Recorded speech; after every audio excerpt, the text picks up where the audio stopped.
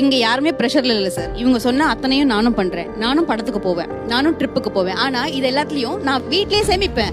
அந்த சேமிப்புலயே தான் போவேன். எனக்கு எந்த ஒரு இந்த பட்ஜெட்ல துண்டு விழுறது எதுவுமே நடக்காது. நான் மளிகை சாமான்ல சேவ் பண்ணுவேன். அவங்க சூப்பர் மார்க்கெட்ல வாங்குவாங்க, நான் ஹோல்சேல்ல வாங்குவேன். சூப்பர் மார்க்கெட் போனா 10,000 ரூபாய் ஆகும், ஹோல்சேல்ல எனக்கு 4,000 ரூபாய் தான் ஆகும். ஹோல்சேல் மார்க்கெட் போய் அப்படி வாங்குவேன். அதே மாதிரி மளிகை சாமான் போடுறதுக்கு முன்னாடி வீட்ல என்னென்ன இருக்குன்னு செக் பண்ணுவேன். இருந்தா எக்ஸ்ட்ரா எல்லார் வீட்லயும் லெஃப்ட் ஓவர் பக்கெட் ஒன்று வச்சிருப்பாங்க. போன மாசம் வாங்கினதுலயே மீதி இருக்கிற அதுல என்ன இருக்குன்னு செக் செக் பண்ணிட்டு தான் லிஸ்டே போடுவேன். போனோமா 3,000 ரூபாய்க்கு வாங்கிட்டு வருவேன். அவங்க போவாங்க சாலிடா 6,000 எல்லாமே சூப்பர் மார்க்கெட்ல நீங்க வெளியில வரவே முடியாது. அதுவும் குழந்தைங்களை கூட்டு போனா எல்லா கீழே இருக்க ஐட்டம்ஸும் உங்களுக்கு வந்துடும். சாக்லேட்ல இருந்து பிஸ்கெட்ஸ்ல இருந்து எல்லாம் வந்துடும்.